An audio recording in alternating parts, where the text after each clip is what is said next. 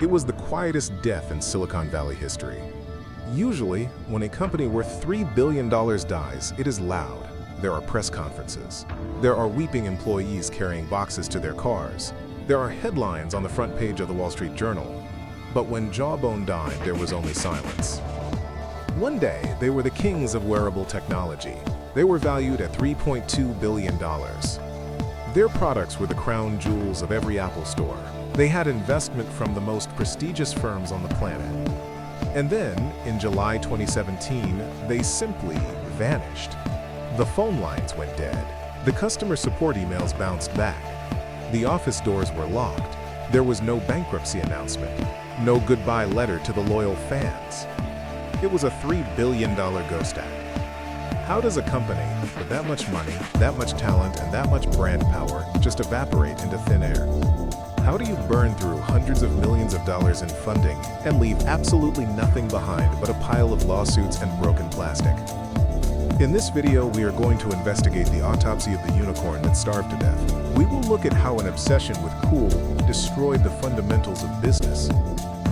We will uncover the death spiral of defective products that doomed them.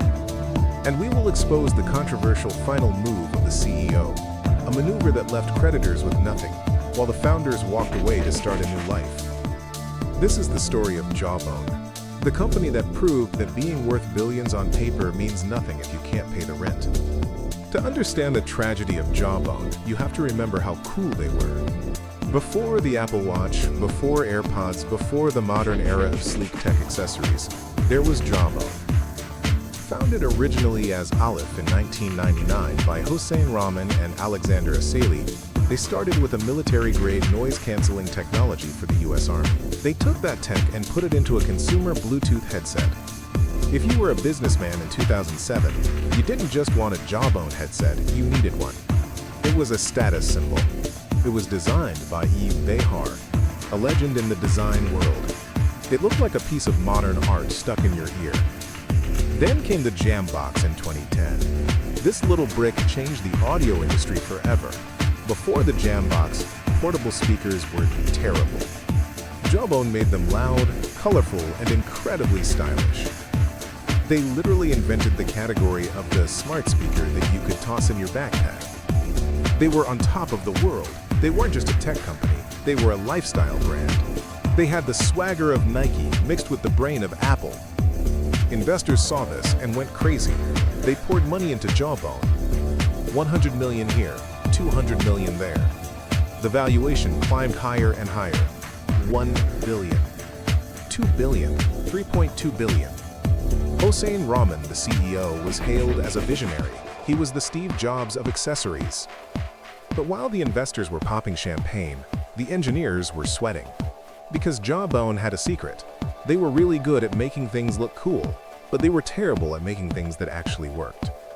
The beginning of the end started with a product called the UP band. It was 2011. The wearable revolution was starting. Jawbone wanted to beat Fitbit. They launched the UP wristband. It was beautiful, it was textured, it was fashionable. It was also broken. Within weeks of the launch, customers started complaining. The band stopped charging, they stopped syncing, they fell apart. It wasn't just a few bad units. It was a manufacturing catastrophe. The failure rate was so high that Jawbone had to do the unthinkable. They halted production and offered a no-questions-asked full refund to everyone who bought one. This was the first crack in the dam, but instead of fixing their manufacturing process, Jawbone did what desperate Silicon Valley companies always do. They tried to grow their way out of the problem. They took more investment money. They launched new speakers. They launched new bands. But the quality control issues never went away. Returns were piling up. Inventory was sitting in warehouses, unsold.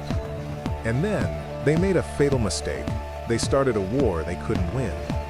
They sued Fitbit. Jawbone accused Fitbit of stealing trade secrets and poaching employees. It was a vicious, expensive legal battle. Jawbone thought they could bleed Fitbit dry in court. But they forgot one thing.